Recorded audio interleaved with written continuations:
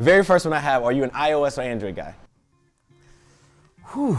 What's up, guys?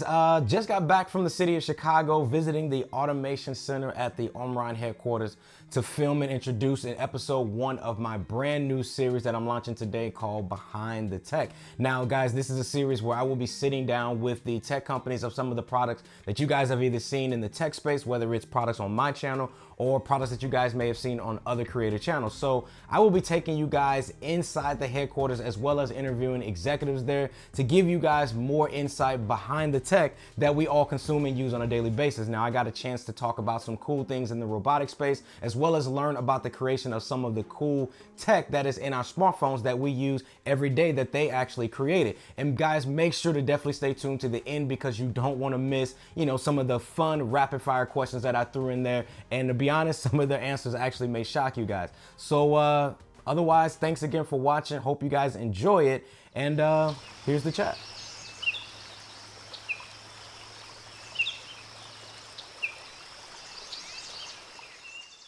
Hey, Mike, man, how's it going? Yeah, good. How you doing? Pretty good. Can't complain. Man, I really appreciate you guys having me out here. Everyone at Omron and the whole crew, I really appreciate it. Appreciate the time. Yeah, man. Do you mind if I get a glass of water or something? Yeah, please. Bring one over right now. Sweet.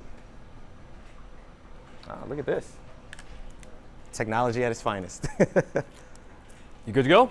Now we can get started. All right. Hey, what's up, guys? Welcome to episode 1 of Behind the Tech. Now, I am sitting here super excited to be sitting here with Mike Chen, who is the director of the Automation Center here at Omron in Chicago, Illinois. Now, you guys out there may be familiar with Omron. Now, I featured them in my CES 2019 video that you guys may have seen. If you haven't seen that video, I'll have that down in the description below for you guys to check out, as well as up here on the card somewhere. All right, Omron is responsible for Morpheus, which is a robotic table tennis player that you guys may be familiar with. You've seen some of your favorite creators out there playing with it down at CES as well. If you guys haven't seen that, again, I'll have some videos down there in the description to talk more about Morpheus as well, as it is really, really cool piece of technology. As I had the chance to play with it, and I must say, I'm pretty good table tennis player, but Morpheus, it got me. But I got a couple swings in, I must say. So, but yeah, so let's go ahead and get into some of these questions I want to ask. I want to bring you guys along as well to ask you some questions so the people out there can get to know Omron a little bit better.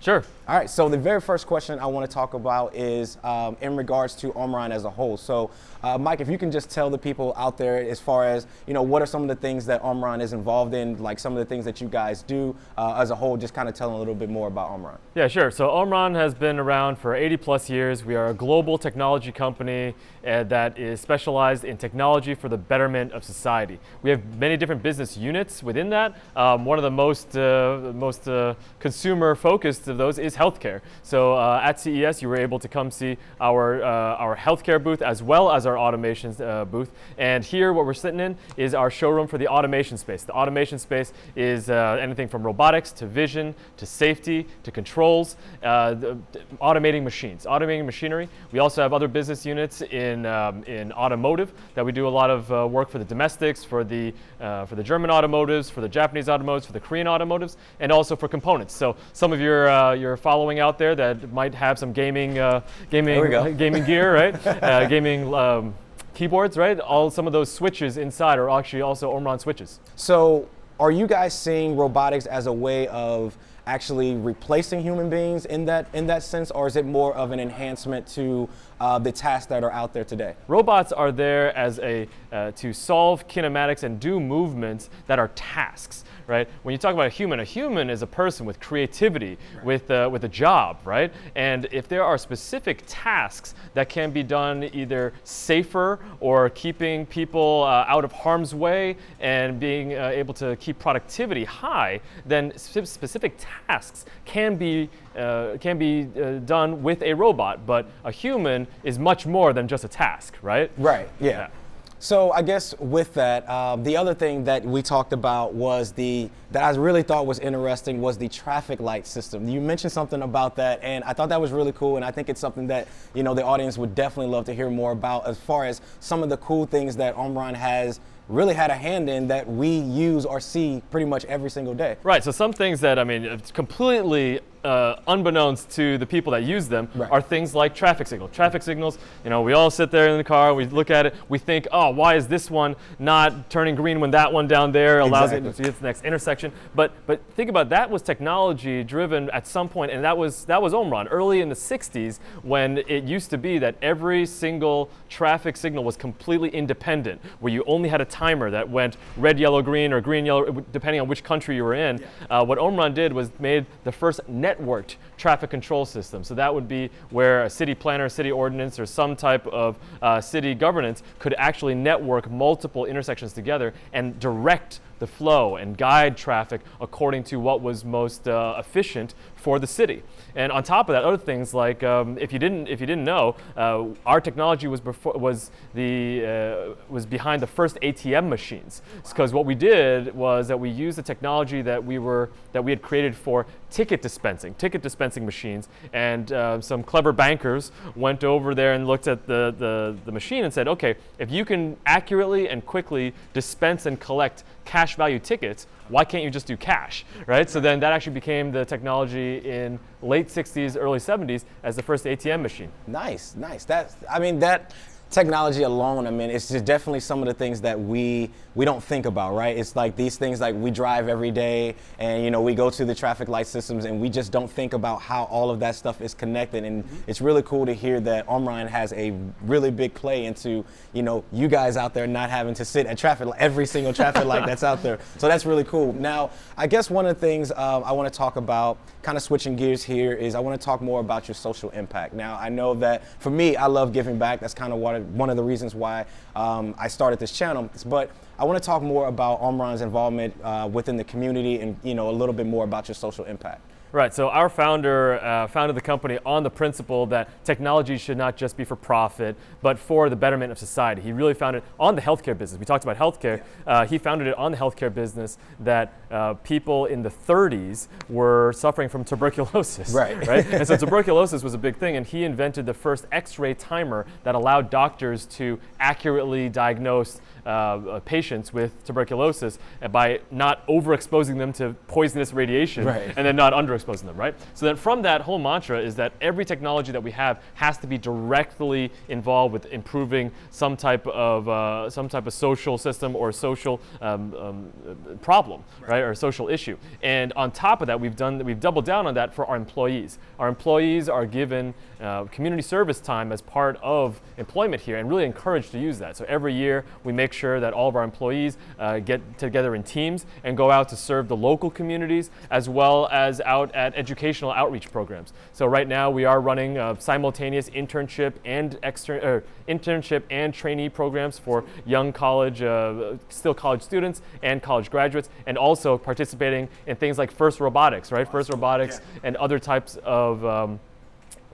technology-based education programs and STEM-based education programs so that we can really inspire the next generation of engineers to work with us. That's pretty cool. I think more companies should definitely kind of tap into that, as far as being more accessible to the community and kind of helping out and bringing more people in to learn about all of this cool technology that's out there. So that's really cool. It's really about demystifying it, right? We talked about this as well, is that a lot of the technology that we are engaging with every day, it came from sci-fi, but the sci-fi has kind of the skewed view of things a little bit sometimes. And really, we want to demystify the technology for people. That's why we go to things like CES and like more consumer-based shows, because it allows us to tell people that robots are not what the media always says it is, right? That the technology is meant to be tools for people to actually do productive things and use their creativity to help society. Now, I guess kind of going with that, I have to ask this fun question because I know people out there, they would definitely want to know,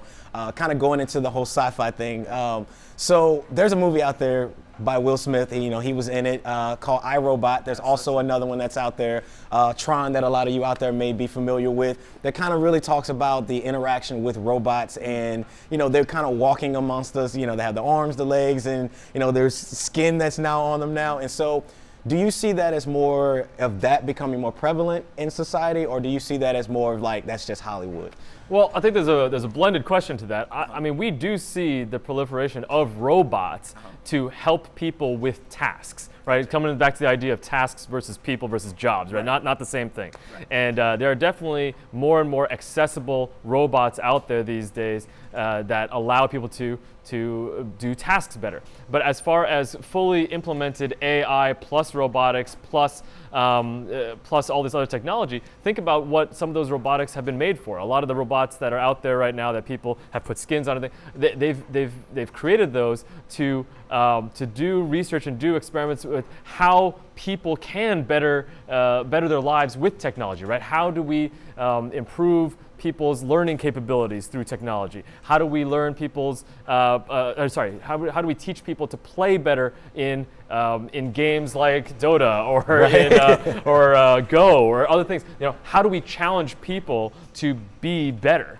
right? And I think that's kind of where we see it as our robots, whether it be in industrial space or not, can be used with that in mind to improve societal. To solve societal challenges, right, and improve people. And the whole idea of robots taking over on their own, that's not where we're at. And it really is the application of people. How do people decide to use these tools and use them responsibly? All right, so I guess one of the things I want to kind of switch gears on and talk more is about the health side of things, of what you guys are involved in, because as we see, health and wellness is becoming more prevalent and becoming more popular in today's society. And so I want to know more about, what is Omron's involvement into some of the consumer electronics that are out there in regards to health and wellness, because we see things like the Apple Watch, right? It can monitor, your health, it can monitor your heart and different things like that, and, with the EKG and all of that's involved. So what are some of the things that Omron is involved in